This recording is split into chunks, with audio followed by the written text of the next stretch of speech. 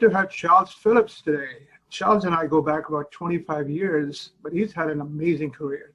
Marine Corps, Wall Street, president of Oracle, chairman at Infor. Now he's into all kinds of things. So Charles, welcome aboard. Feel free to talk more about yourself. Tell us about your amazing career. Well, Vinnie, good to see you again. You've always been there monitoring our industry, keeping us all honest. So appreciate everything you've done over the years as well. So my background is started in the military. I grew up in a military family. My father was in, my son's a second lieutenant now. First lieutenant, he got promoted in the Marine Corps. So several uncles in. So I grew up military bases. Ended up going to the Air Force Academy, then majored in computer science there. Took my commission in the Marine Corps.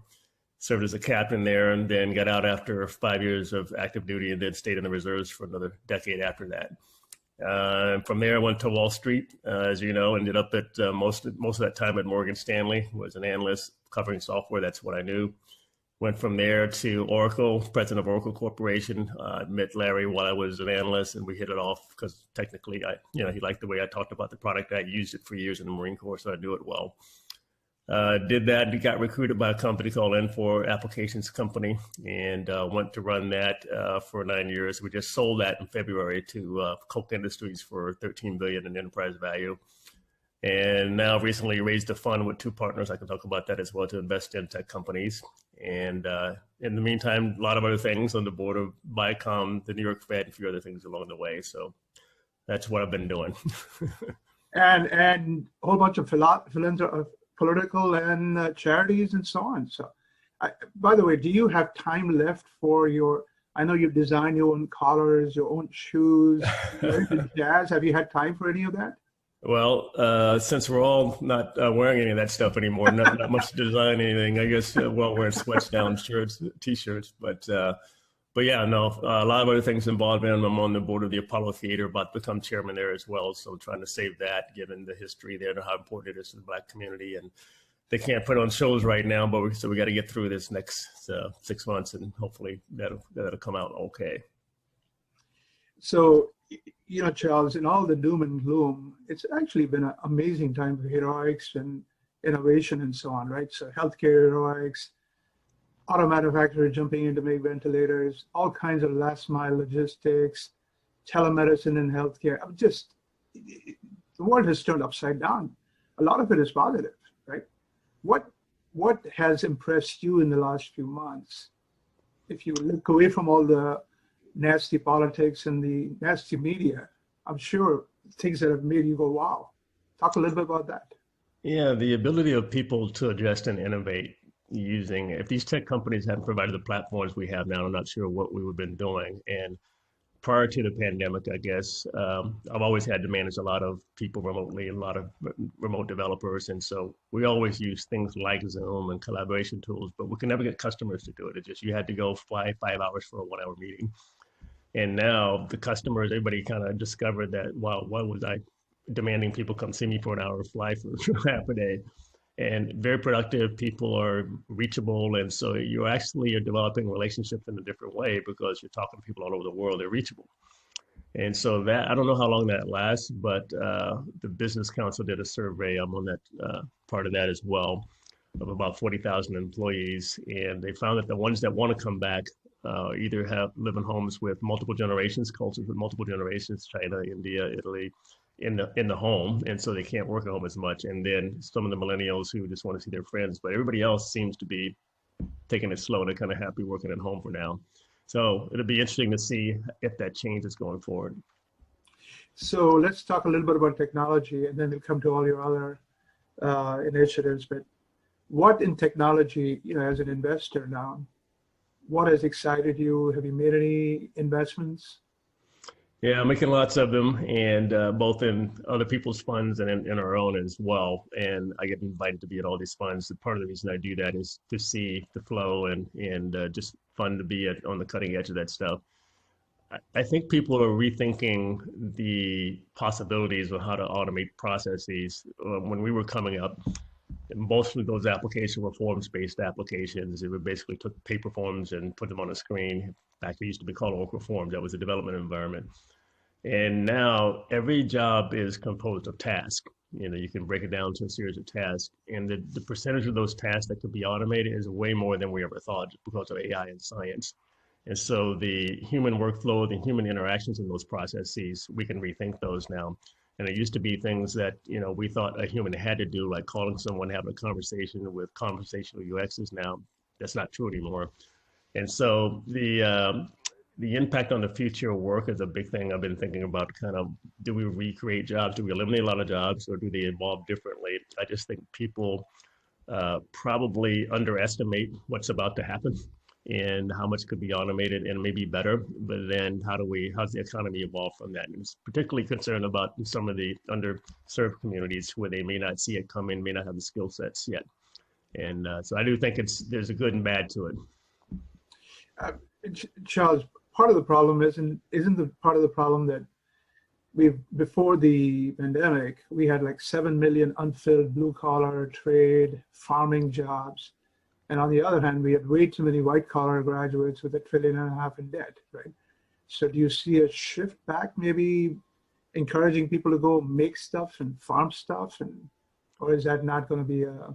Yeah, so I'm working on a project with the Business Council. So we propose exactly that, creating 1 million jobs, what we call mid-skill jobs over the next decade. And we're focused on construction, advanced manufacturing, healthcare, and tech, of course. So those are 4 areas for sure. There will be more work, but you don't need a college degree for most of those jobs. You need a high school degree and some training. So the idea is to work with a lot of workforce development programs. There's lots of them out there, and kind of aggregate them into a network to train people on the very things that you're talking about, these next generation jobs, or at least mid-skill jobs that are with good wages that are unfulfilled right now. So we're working on that as we speak. Me and Ken Fraser, CEO of Merck. Yeah, good to hear that, because quite often in the technology world we just talk about digital. We don't think about what do you do with the resources. Like I say, it's going to be a lot of surplus of talent, which can be used in a number of other positions. It's a repurposing opportunity. And a lot of the jobs we were over-credentialing, requiring college degrees for things that you don't need a college degree for. And so as people rethought, let's hire for skills and capabilities as opposed to degrees, and then you get a better balance. And also pay in a way where people find that work, rewarding, and giving them respect. So it's okay if that's your job, that's your job. As long as it's a good wages on that job, that's fine. You don't have to have a college degree for that work. Charles, let's talk a little bit about leadership. On the board of Vicom, you've obviously a lot of friends and colleagues in different large organizations. What has impressed you about leadership in this time? Because there's no script, right? I mean, no MBA school taught you how to lead through a pandemic, an economic crisis, a diversity crisis. What have you seen? What has impressed you in terms of leadership? Yeah, you're right. There's no script for right now, the last 3 months, but I'm hopeful that we get some good things out of this. The focus on diversity is a conversation that's probably way overdue, and it feels different. In the past, you would have it come up and then we'll be on to something else 60 days later in the news cycle. This sounds like it has legs on it. And so people are, asking for, okay, who should I put on my board? I hadn't thought about it. We have all these requirements for, if you look at board mandates, it was around, we need to diversify around women, and we did that, but no one thought about people of color. And so now people are going back and having that conversation. A lot of us put together a list of the top 200 people they should be putting on boards and distributing those names around. So they're following up on it. So like I said, it feels different. Got a number of initiatives around Black entrepreneurship that I've been working on. A lot of the VCs have come together, and we help organize it, and building a Center for Black Entrepreneurship on the campus of Spelman and Morehouse, which they're just never around each other. So you have a proximity problem where entrepreneurs or Black entrepreneurs living in the South or East Coast, they're not connected to the VCs who are largely in the Bay Area, and they just never talk. And so this is designed to create some kind of conversation between them. Let's continue on that thread, because you've obviously navigated Oracle, a lot of Morgan Stanley, Oracle, a lot of large organizations, and you did it very well. As a person of color, you did that very well. What advice would you give to younger people who seem very agitated at this point, both Black people and other young people who seem very agitated at this point. And what would you tell civic leaders? I mean, it just seems like there's a lot of tension, but I don't always see productive advice. Yeah, it's I had the advantage of growing up in the military where I was moving every 2 to 3 years. You're always reading people, learning to meet people, and around people you didn't grow up around. You're meeting new friends all the time and a diverse set of people. There's no room for I'm just going to do my own thing. So while there's some downsides to that, all the moving around while I was growing up, the upside is you learn how to get along with people because you have to. And I just found people are a lot more alike than we are different. And once you get people in a room and have a conversation, a lot of that can go away. And it's easy not to like someone who you don't know from a distance, right? And so getting in a room and face to face, having conversations and setting aside preconceived notions and trusting the other person that most of what they want is something you'd like to have as well, and that they're, everybody's has some reason why they want what they want. Have a conversation and don't demonize people. And that's something that's, I guess, rare these days. But I just found most of these problems can be solved if you get real people in a room. And that's great. That's just great advice. And will Zoom make that sitting in the room together make it more difficult, or are you optimistic about what you're seeing? Yes, Zoom can be helpful, but you have to want to have the conversation. And it's easy to get stuck in the culture of outrage that it's the thing to do is to keep protesting and but you got to solve the problem at some point. And I think we're getting to that point now where people want answers. And so let's see what we can do with it. We did this with the police department in New York. We had the Eric Garner issue back in 2014. We got all the Black leaders in a room with the police department brass, and we started meeting with them, every 6 months. And yeah, the first meetings were pretty tough because we were on completely different pages. But over time, they, rolled out neighborhood policing and dropped stop and frisk, all the things we were asking for, and things got better. It's not perfect. We still have issues, but it's certainly a lot better than it was 6 years ago. It's interesting. I recently met a South African who said they went through Desmond Tutu, the religious leader there, went through a similar, he called it a cleansing process. He said, both sides had to come forward and just meet and acknowledge that things were broken. Till you do that, very difficult to move ahead. Yeah. And I understand, everybody has a reason why they're upset. So you have to take that seriously. There's a reason people are doing what they're doing. But the reason may not be connected to the actual answer for solving it, the way they're approaching it. So there's legitimate outrage. The question is, what's the path forward? And that's what we're trying to focus on. So let's go back to Wall Street. You are also on the New York Federal Reserve. What are you hearing in terms of the economy? You see a V recovery. What alphabet would you put to the recovery? Well, first of all, the Fed's done a phenomenal job of supporting the economy and executing on these auctions and facilities, 9 different facilities they stood up from scratch. They were doing 15 auctions a day, trying to stabilize the markets all remotely. They had never done that before, and doing 10 times the volume they were accustomed to doing, and it went off flawlessly. So I give them credit for somehow getting all that done. And now we have excess facilities. Not all the facilities aren't being used now, so that says it's stabilized and people aren't coming to the window for commercial papers the way they were, for example. So I think, though, they've done most of what they can do with those tools, and now it's about what do we do to get people back in offices, back to work, and it's come down to, I guess, to solving something on this virus, and there's only so much the Fed can do. So the recovery is going to be tied to that, because New York in particular is a city built on density. That's what makes it work. The fact that people are together, we go to restaurants, we go to plays, and that's why people come to New York. And if you can't do that, the whole economy, I'm on the governor's reopening commission led by Eric Schmidt, and we're trying to figure that out as we speak, how to get people back in. Part of it is the arts. That's why a lot of people come to New York. We have to get the arts, Broadway back up and running, and restaurants. And part of it is people have to get comfortable coming back into a building at some point. And let's go back to, it seems like a bipolar economy, right? Wall Street highs along with massive unemployment. Yeah. Is Wall Street delusional, or how do you explain that? Well, we just had a massive amount of stimulus in the market from the Fed, so trillions of dollars. So that helps the markets. And secondly, it depends on what you call the market. But if you're looking at the FANG companies, their businesses are actually doing well. They benefit from remote work, and that's driving the market. There's 5 or 6 companies that's driving half the move in the market, and so it can be misleading looking at that, because Amazon and Google and things that we all use every day continue to do well, and they're expanding globally in other markets, and so the growth there is going to be there for many years. That's different from what's happening in the local restaurant that just closed. That and Jim Cramer has been made that point a couple of times, which is the V recovery is on Wall Street. It's not in the mainstream economy. So yeah, that's going to take longer. It's going to take longer. Yep. Let's go back to technology. So I've been really impressed with what I call vertical edge applications: telemedicine, last mile delivery, PPP loan processing and banking, and so on.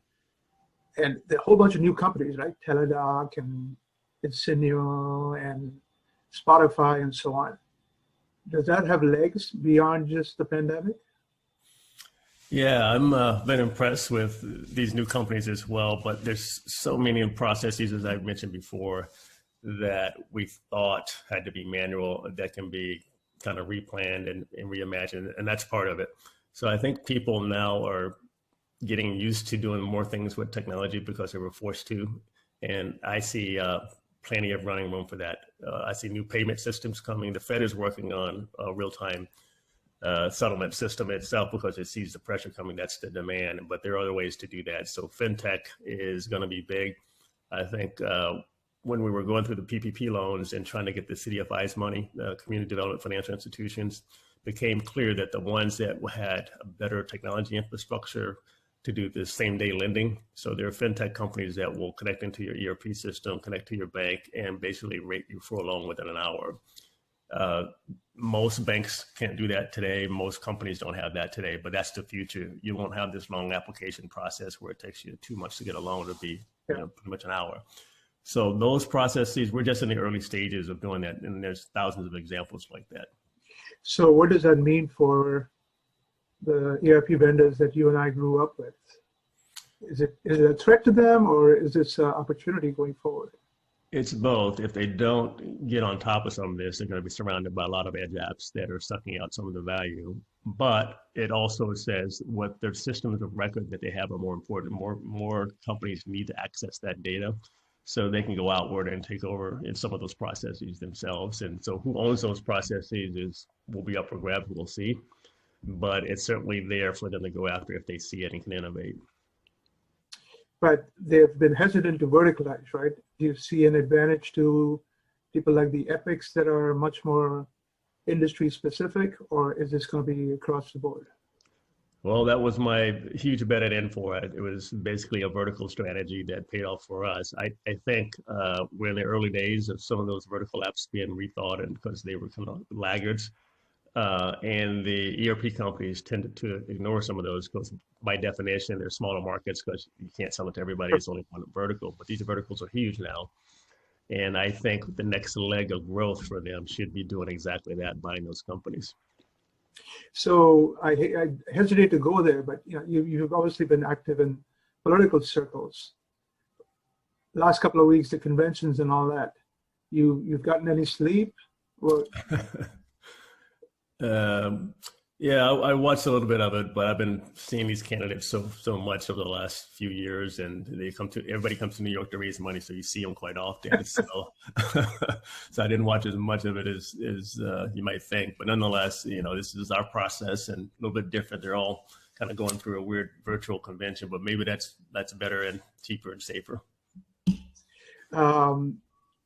Charles, you're always so positive, and there's so much doom and gloom. So what final thoughts do you have for people to be optimistic and positive and, like I say, get together in the room and just talk to each other?